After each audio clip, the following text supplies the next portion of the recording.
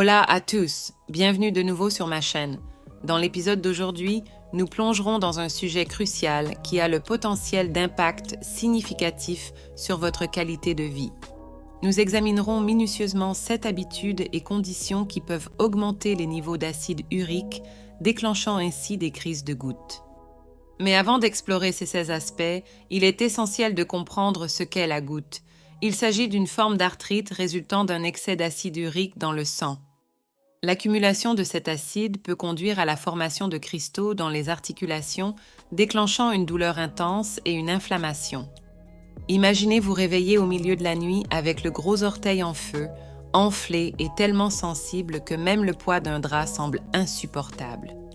Ce sont les symptômes distinctifs d'une crise de goutte. Donc, si vous souhaitez éviter cette douleur insupportable, restez avec nous pendant que nous explorons attentivement 7 habitudes et conditions qui demandent de l'attention. Commençons. La première habitude que nous souhaitons aborder est la consommation d'aliments riches en purine.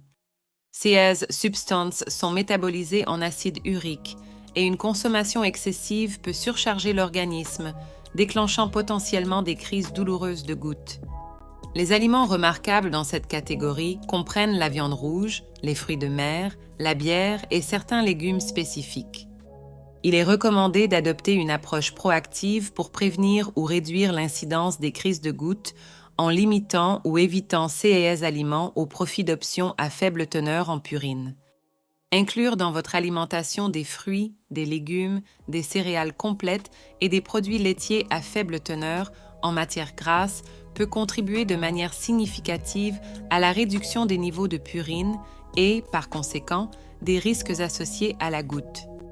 L'obésité, notre deuxième point de discussion, joue un rôle crucial dans la prédisposition à la goutte. En plus de l'association avec des choix alimentaires riches en purine, l'obésité contribue à la résistance à l'insuline, nuisant à l'efficacité des reins pour éliminer l'acide urique et augmentant la production de cette substance dans l'organisme. Il est important de noter que le tissu adipeux agit comme une source supplémentaire de production d'acide urique. Mettre en œuvre une perte de poids, même modérée, s'avère être une stratégie efficace pour réduire de manière significative les niveaux d'acide urique et, par conséquent, atténuer les risques associés à la goutte. En outre, la déshydratation, notre troisième point critique, émerge comme un facteur crucial dans la prédisposition aux crises de goutte. Le maintien adéquat de l'hydratation s'avère essentiel, car la déshydratation peut compromettre la capacité des reins à éliminer efficacement l'acide urique. Il est impératif d'éviter les boissons déshydratantes, telles que l'alcool et les boissons sucrées, car elles contribuent à la pénurie d'eau dans l'organisme. Ainsi, la consommation abondante d'eau émerge comme un outil puissant dans notre arsenal anti-goutte, surtout dans des environnements de température élevée ou pendant des activités physiques intenses. De plus, la perte de poids soudaine, notre quatrième point critique, présente une complexité paradoxale en pouvant potentiellement déclencher des crises de goutte. Ce phénomène se produit en raison de la perte de poids rapide qui amène le corps à un état de famine. Dans ce scénario, la décomposition des tissus entraîne la libération de purines qui sont converties en acide urique. Il est crucial d'aborder la perte de poids de manière progressive en donnant au corps le temps nécessaire pour s'ajuster aux changements sans une libération soudaine de purine. Cette approche plus prudente minimise le risque de poussée de goutte associée à la perte de poids.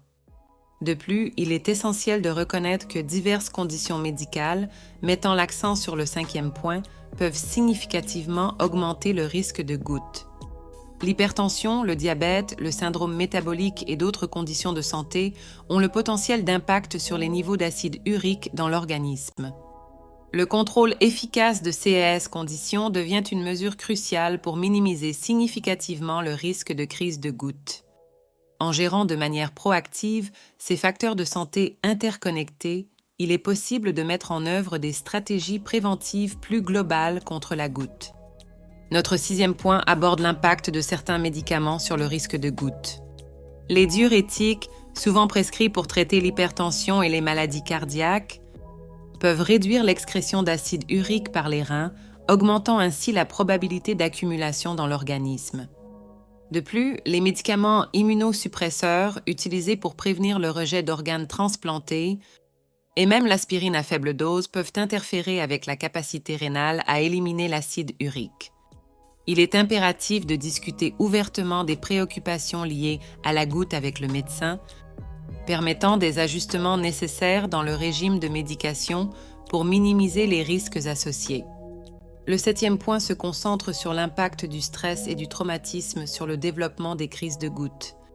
Pendant les périodes de stress, le corps libère du cortisol, une hormone qui, entre autres effets, peut compromettre la capacité des reins à excréter l'acide urique.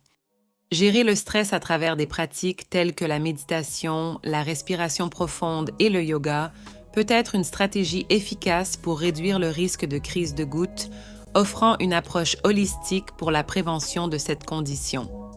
En résumé, adopter une approche préventive est essentiel. En comprenant et en reconnaissant ces et cette habitude et conditions, nous posons les bases pour éviter les défis douloureux associés à la goutte.